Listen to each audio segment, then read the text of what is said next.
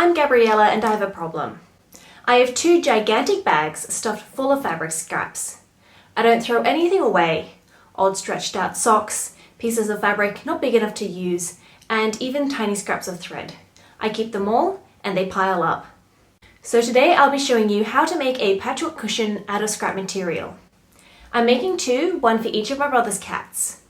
I started by raiding the scrap fabric bin, pulling out any pieces large enough to cut up.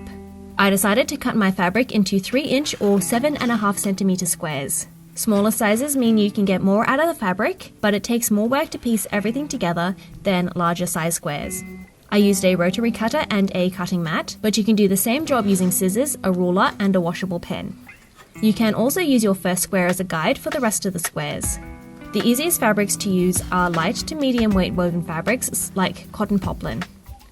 Anything slinky or stretchy will distort slightly, making matching difficult, and thick fabrics can be bulky. So deciding what fabrics you want to include will influence the final product and how easy the project is. As the backing, I will use this wool packaging I got from work. My cat really liked the smell, so I thought it would be perfect to turn into cat bedding. I used the size of the packaging to decide how many squares I needed to make the bed. I decided to make it 4x5 squares with some excess on the side for seam allowance. If your backing is quite thick like mine, I recommend making sure there is plenty of seam allowance, as I had to trim away some of the backing later to sew the seam. Next is to lay out the squares in a pattern you like. This will depend on what fabric you have and what look you want to go for. I wanted a random patchwork with one top side with a nicer fabric and a bottom with a plain fabric. I grouped the best fabrics in the center. Then I pinned each square to its neighbor and sewed them together. To make it faster, I kept sewing between each square so I wouldn't have to stop so much. I cut the squares apart and then ironed down the seam allowances. I laid out the squares again to check the look and pinned and sewed the squares together to make a row. Iron again, check and trim along the length of the rows to make it more even. Pin and sew 2 rows together.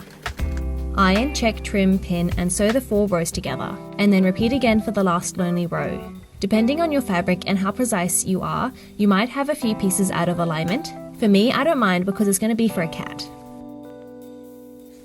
Once the piece has been ironed, grab your padded backing and cut to the right size. Pin along the sides of fabric to keep it in place. Sew the fabric to the backing. I chose to keep it simple, sewing along each side of the seam allowance to create a checkered pattern. This is probably the hardest part of the project, as the fabric can get stuck or jammed, the needle can break, and you're likely to run out of bobbin thread halfway through a line. My tips are to clean the machine if you're hearing some chunky noises, and have an extra bobbin ready to go. Once you've sewn the fabric to the backing, do it again for the other half, then pin each half right sides together. You may need to trim some of the backing from the sides to make it easier to sew.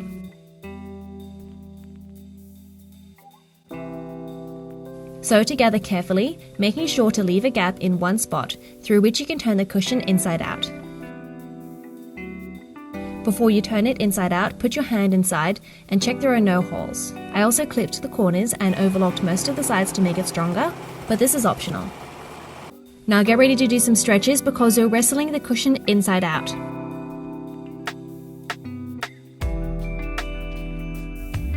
I like to use a crochet hook to poke the corners out nice and sharp.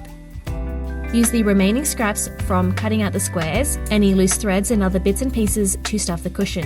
If you want a really firm round cushion, really stuff it full, but I want a flatter cushion for the cat to lie on, so I only stuffed a bit in. It helps as well that the padding is very thick, so it didn't need much. One thing to keep in mind is that using scrap fabric to pad a cushion will make it much heavier than normal stuffing. Once it's full, sew the hole closed. You can use a sewing machine to sew it up, or use a slip stitch like I did. And there you have it, a scrappy patchwork cushion. I tried to get my cat Felix to pose with the cushions, but he wasn't ready to be a star. He is a large cat, so the cushion is too small for him anyway. Hopefully my brother's cats won't have grown too big to use these ones. Thank you so much for watching.